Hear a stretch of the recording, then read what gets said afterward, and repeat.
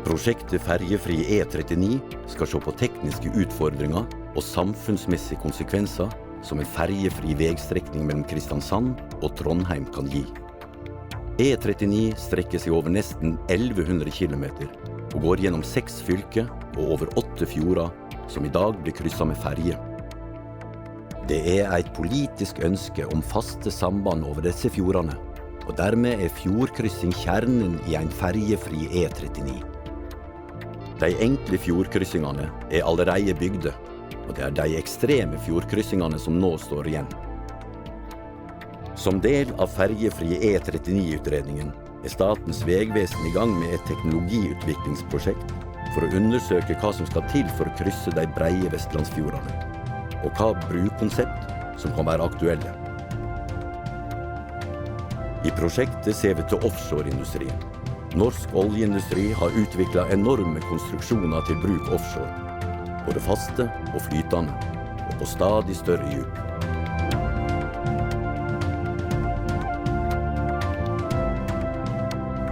Sognefjorden er et godt eksempel på de utfordringene som fjordene representerer. Tanken er at dersom Sognefjorden kan krysses på strekninger mellom Lavik og Oppedal, så kan alle de resterende fjordene også krysses. På grunn av bredden og dybden er vi nødt til å se på fjorden som et redskap som kan bidra til å gjøre det mulig å knytte 2 fjordsider sammen, heller enn å tenke på den som en barriere. Her er fjorden 3,7 kilometer brei og 1300 meter djup. Ei bru over Sognefjorden vil være vesentlig lengre enn alt lignende som har vært bygd tidligere. For at skipstrafikken skal kunne gå som vanlig i Sognefjorden, må vi ta høgde for en seilingslei som må være minst 400 meter brei, 70 meter høg og 20 meter djup. I denne prosessen vurderer vi 5 ulike brukonsept. Hengebru er kanskje den mest tradisjonelle bruløsninga. Lengda på ei hengebru over Sognefjorden vil være 3700 meter. Dette er nesten 3 ganger lengre enn Hardangerbrua.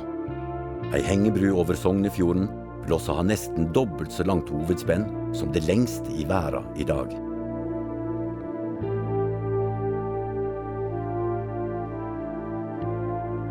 De 2 brutårnene vil være om lag 450 meter høye. Dette er 150 meter høyere enn Eiffeltårnet.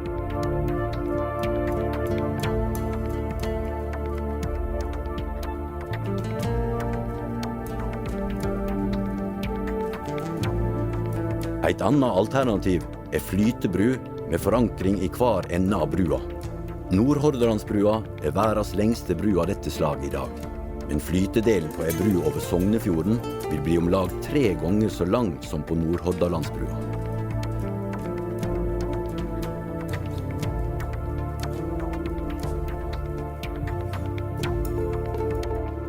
Sognefjorden er for djup for tradisjonell sideforankring, og det er ei utfordring å få brua stiv nok når den bare skal forankres i endene. Det er også utfordrende å løfte ei flytebru tilstrekkelig høyt til at skipstrafikk kan passere under.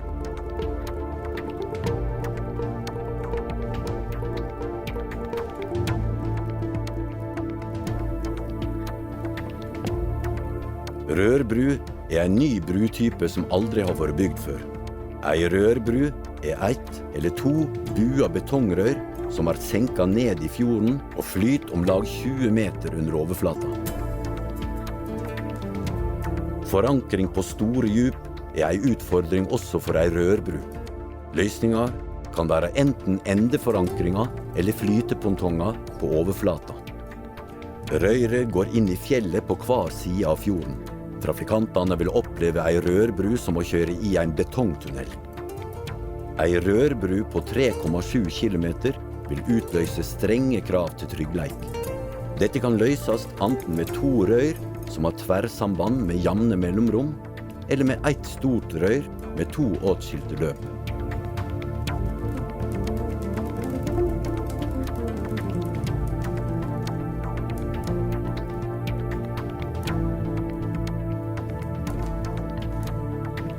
Det går også an å kombinere flytebru og rørbru.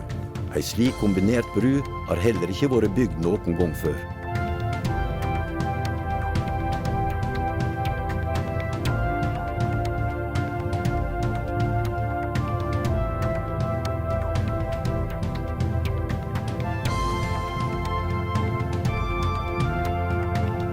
Seilingsleia i dette brukonseptet vil være over rørbrua. Over Sognefjorden vil en slik bru bestå av om lag 1,2 km rørbru og 2,5 km flytebru.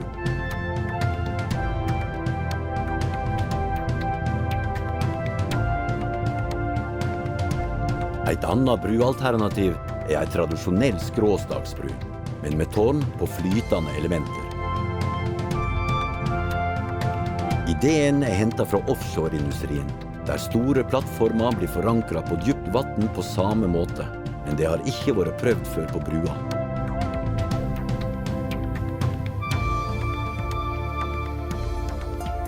I tillegg til de 2 endetårnene vil det være 4 tårn langs etter brua som vil stå på flytende element forankret ned til botten.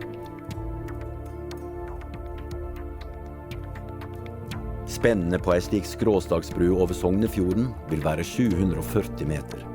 Til sammenligning er det lengste spennet på Øresundsbrua mellom Danmark og Sverige på 490 meter.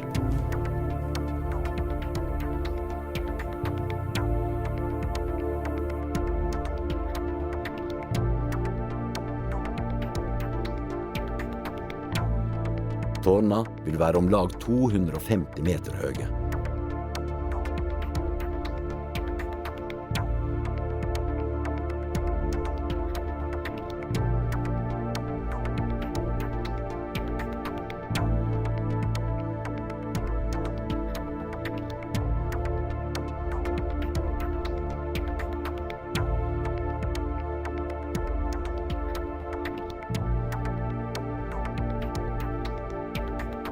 En bruløsning over Sognefjorden kan bli teknisk mulig i løpet av få år. Om vi skal gjøre det, vil være et politisk spørsmål. Likevel vil flere løsninger som er utviklet her, kunne nyttes for andre fjordkryssinger, både langs E39 og ellers i landet.